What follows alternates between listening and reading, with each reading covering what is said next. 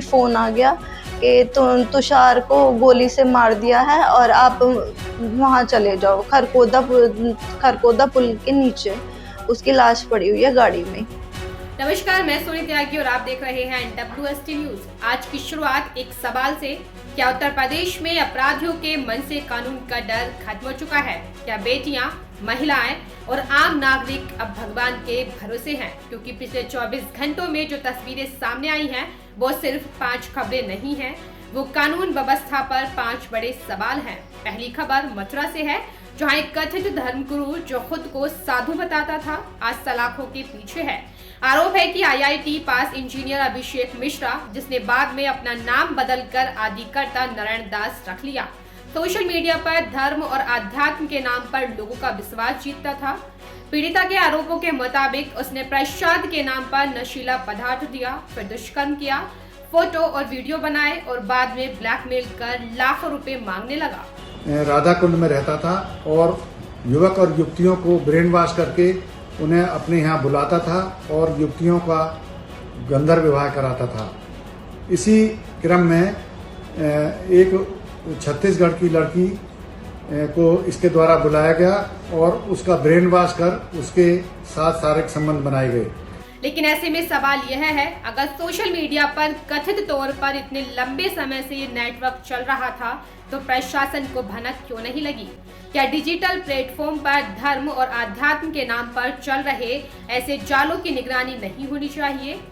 वहीं दूसरी खबर झांसी से है। एक बेटी ने मौत से ठीक पहले अपने पिता को फोन किया, लेकिन वह कॉल रिसीव नहीं हो सकी।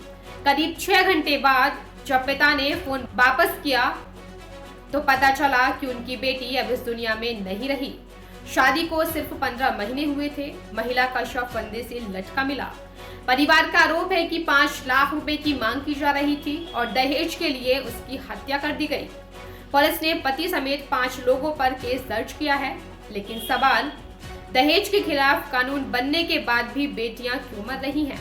क्यों हर साल हजारों परिवार अपनी बेटियों को दहेज की भेंट चढ़ता देख रहे हैं? और आखिर कब तक शादी एक सौदा बनी रहेगी? तीसरी खबर सहारनपुर से है। एक ऐसा हत्याकांड जिसने पूरे इलाके को दहला दिया है। 60 वर्षीय पूनम मित्तल अपने घर पर अकेली थी। शाम को पति ने उनके मोबाइल पर कॉल आती है। दूसरी तरफ सन्नाटा। पति घर पहुंचते हैं और जो दृश्य देखते हैं वह रोंगटे खड़े कर देता है। महिला का खून से लथपथ शव, गला देता हुआ और दोनों कान कटे हुए। कमरे में मिठाई की प्लेट और पानी के गिलास भी मिले। यानी शुरुआती आशंका यही कि हत्यारा कोई परिचित हो सकता है। लेकिन सवाल, अगर घर के भीतर भी महिलाएं सुरक्षित नहीं हैं, तो सुरक्षा की गारंटी कौन देगा? क्या अपराधियों के हौसले इतने बुलंद हो चुके हैं कि वे दिन दहाड़े घर में घुसकर हत्या कर रहे हैं? चौथी खबर आगरा से है, जहां अदालत से गवाही देकर लौट रहे 2 सगे भाइयों पर ताबड़तोड़ गोलियां बरसा दी गई। कार पर करीब 25 राउंड फायरिंग, एक भाई की मौत हो गई, दूसरा अस्पताल में जिंदगी और मौत के बीच संघर्ष कर रहा है।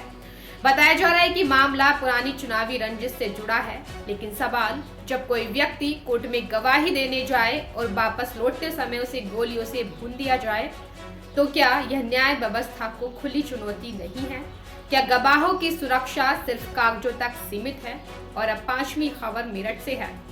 23 वर्षीय प्रॉपर्टी डीलर तुषार त्यागी, 4 जून को उनका 24वां जन्मदिन था, लेकिन उससे पहले ही उनकी जिंदगी खत्म कर दी गई। तुषार का शव उनकी स्कॉर्पियो में मिला। उन्हें कई गोलियां मारी गईं।